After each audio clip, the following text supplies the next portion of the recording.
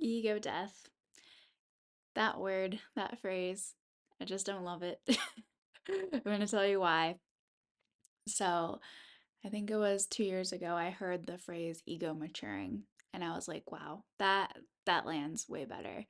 Ego death sounds a little rigid, a little rough, a little brutal, a little intense.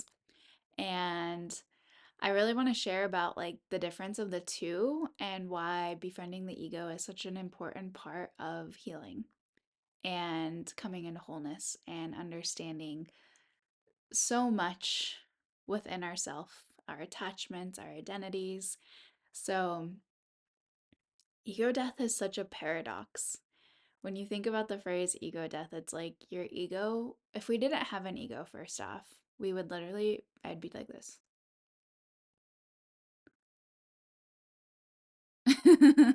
Blankly staring at you. No, not much there, you know? Our ego is such an important aspect of ourself. And for a lot of my life, my ego was the silent ego. It was the one that kept me small. It was the one that kept me quiet. It was the one that kept me acting like the golden child, the one that was non confrontational, the people pleaser, the one that didn't have boundaries, that said yes to everything, that overworked myself, that caused burnout, and created this identity that everyone loves me because, blah, blah, blah, blah, blah. So, egos come in so many different forms, and all of us individually have our own ego from our experiences in life and who we identify as and what we identify as. A lot of that is the ego. And this phrase ego maturing is such an uplifting phrase because ego death creates so much separation within us. Our ego is necessary, like I said. So when coming into wholeness and bringing layers and pieces back of ourselves piece by piece as we unravel and heal and go down this path of doing deeper work and understanding our inner landscapes, ego death is creating further separation, and that's really the paradox of it. It's like killing a part of ourself that's like gonna be this like, oh my god, my ego. And like when we have more fear, when we have more judgment, when we have more of this like state of like needing to kill the ego within us, it makes it harder and pushes us further away from the aspect of the importance of our ego and the maturing of the ego and why our ego is so necessary on this existence in life. And that is just like that was a huge huge shift for me on this path. That phrase ego maturing really like set the tone for me for the next, like when I heard this 2 years ago, it took me down a deep dive into my ego and understanding her and learning from her and knowing when she holds me back, because our egos are in place, they protect us.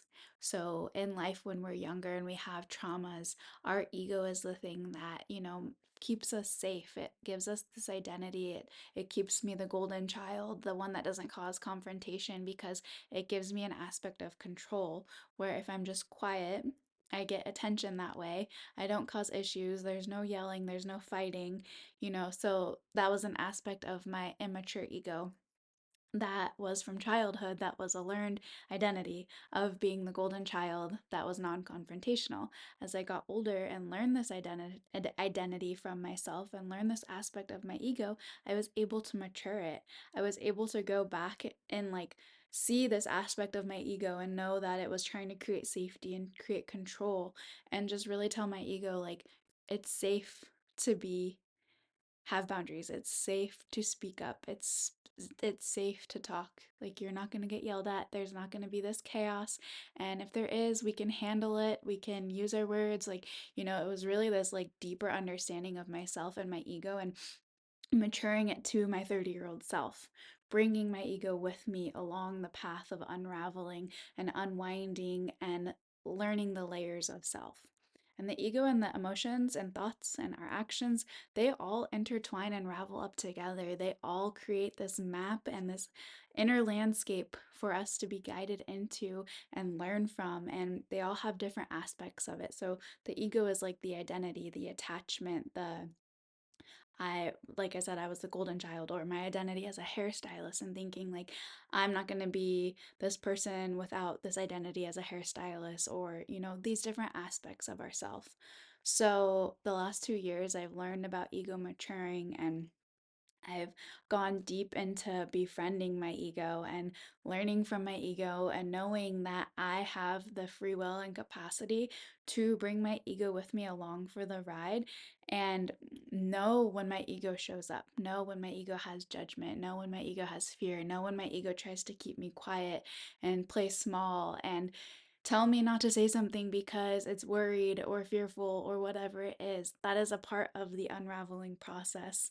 Understanding the ego is such a key aspect into healing, coming into wholeness, and piece by piece bringing in parts of ourself. If we did not have this ego and this identity and all these aspects of ourselves, like, what is the point of being here on this planet Earth, you know? What is the point of love and relationships and understanding each other and having judgment at times and having fear and having emotions and our ego keeping us back, our ego saying things that we don't always mean? Like, we have to go through hard shit and death and other aspects. Yeah, like there's the death and the rebirth cycle, and that's so different than the ego maturing because through the death cycles where we shed away old parts of ourselves, like the death is when you mature the ego. The death is the ego that kept me small, that kept me the golden child. It's the death of that part of me. And now we're going into the rebirth, and the ego maturing happens within that. So there is still an aspect of death on this healing journey, but that's a cycle of life. You know, like we always have this death and rebirth cycle happening within us. So yeah, again, paradox and that could sound a little hypocritical, saying like no ego death, but death of this and that and whatever. So it's funny like how you can look at these things and through the lenses and however you want to look at it. But our egos come in so many forms. It can be the silent ego, it can be the loud ego, it can be the one that holds us back, it can be the one that makes us too big, makes us feel like we're on a pedestal and we know more, and blah blah blah blah blah, all the things. So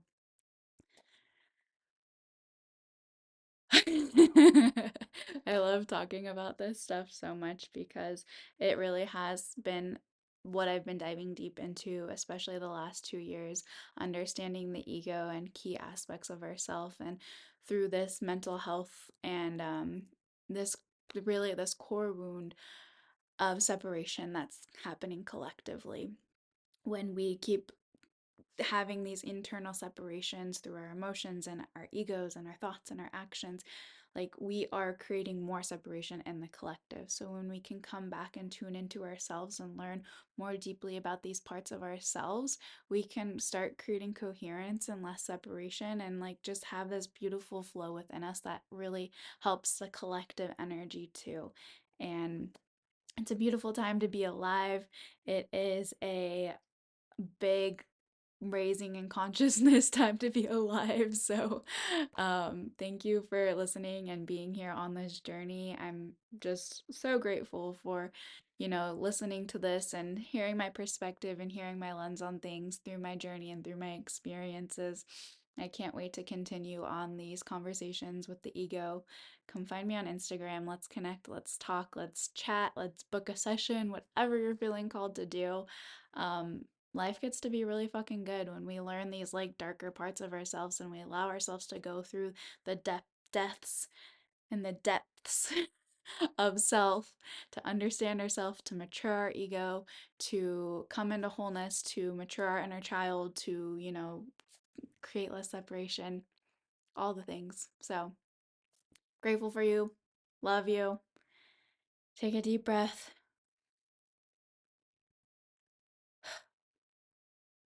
journal about your ego, and allow yourself to learn from it.